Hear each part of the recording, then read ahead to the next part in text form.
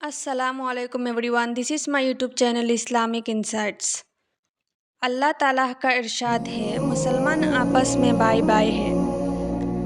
ایمان والوں، نہ تو مردوں کو مردوں پر ہنسنا چاہیے، شاید کہ جن پر ہنسا جاتا ہے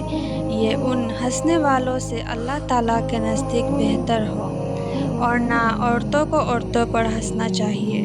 شاید کہ جن پر ہنسا جاتا ہے یہ ان ہنسنے والی عورتوں سے اللہ تعالیٰ کے نزدیک بہتر ہو، اور نہ ایک دوسرے کو طعنہ دو اور نہ ایک دوسرے کے برے نام رکھو، کیونکہ یہ سب باتیں گناہ کی اور لے جاتی ہیں۔ ایمان لانے کے بعد مسلمانوں پر گناہ کا نام لگنا ہی برا ہے، اور جو ان حرکتوں سے باز نہیں آئیں گے تو یہ ظلم کرنے والے ہیں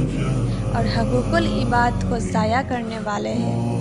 تو جو سزا ظالموں کو ملے گی وہی ان کو ملے گی۔ ایمان والوں، بہت سی بدگمانیوں سے بچا کرو، کیونکہ بعض گمان گناہ ہوتے ہیں اور بعض جائز بھی ہوتے ہیں، جیسے اللہ تعالیٰ کے ساتھ اچھا گمان رکھنا۔ تو اسی لیے تحقیق کر لو، ہر موقع اور ہر معاملے میں بدگمانی نہ کرو، اور کسی کا عیب کا سراغ مت لگایا کرو، اور ایک دوسرے کی غیبت نہ کیا کرو۔ کیا تم میں کوئی اس بات کو پسند کرتا ہے کہ اپنے مرے ہوئے بھائی کا گوشت کھائے؟ اس کو تو تم برا سمجھتے ہو، اور اللہ تعالیٰ سے ڈرتے رہو اور توبہ کر لو، بے شک اللہ تعالیٰ بڑے معاف کرنے والے ہیں اور مہربان ہیں۔ اے لوگو، ہم نے تم سب کو ایک مرد اور ایک عورت یعنی آدم و حوا سے پیدا کیا، اس میں تو سب برابر ہے،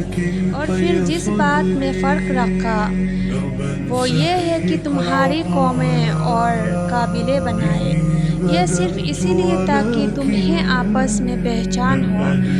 جس میں مختلف مصلحتیں ہیں۔ یہ مختلف قبائل اسی لیے نہیں کہ ایک دوسرے پر فرق کرو، کیونکہ اللہ تعالیٰ کے نزدیک تو تم سب میں بڑا عزت والا وہ ہے جو 5 وقت کی نمازی ہے اور تم میں سب سے زیادہ پرہیزگار ہے۔ اللہ تعالیٰ خوب جاننے والے اور سب کے حال سے باخبر ہے۔ اللہ نے غیبت کو مرے ہوئے بھائی کے گوشت کو کھانے کی طرح فرمایا ہے۔ اس کا مطلب یہ ہے کہ جیسے انسان کا گوشت نوچ نوچ کر کھانے سے اس کو تکلیف ہوتی ہے، اسی طرح مسلمان کی غیبت سے اس کو تکلیف ہوتی ہے، لیکن جیسے مرے ہوئے انسان کو تکلیف کا اثر نہیں ہوتا ہے، اسی طرح جس کی غیبت ہوتی ہے اس کو بھی معلوم نہ ہونے تک تکلیف نہیں ہوتی۔ اللہ تعالیٰ نے فرمایا، اے ایمان والو، انصاف پر قائم رہو اور اللہ تعالیٰ کے لیے سچی گواہی دو، اس میں تمہارا یا تمہارے باپ اور رشتہ داروں کا نقصان ہی ہو، اور گواہی کے وقت وہ خیال نہ کیا کرو کہ جس کے مقابلے میں ہم گواہی دے رہے ہیں وہ امیر ہے، اس کا نفع پہنچنا چاہیے،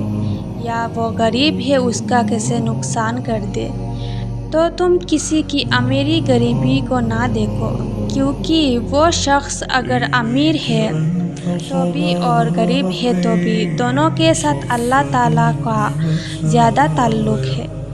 اتنا تعلق تم کو نہیں ہے، لہٰذا تم گواہی دینے تک نفسانی خواہش کی پیروی نہ کرنا کہ کہیں تم حق اور انصاف میں سے ہٹ جاؤ، اور اگر تم ہیر پھیر سے گواہی دو گے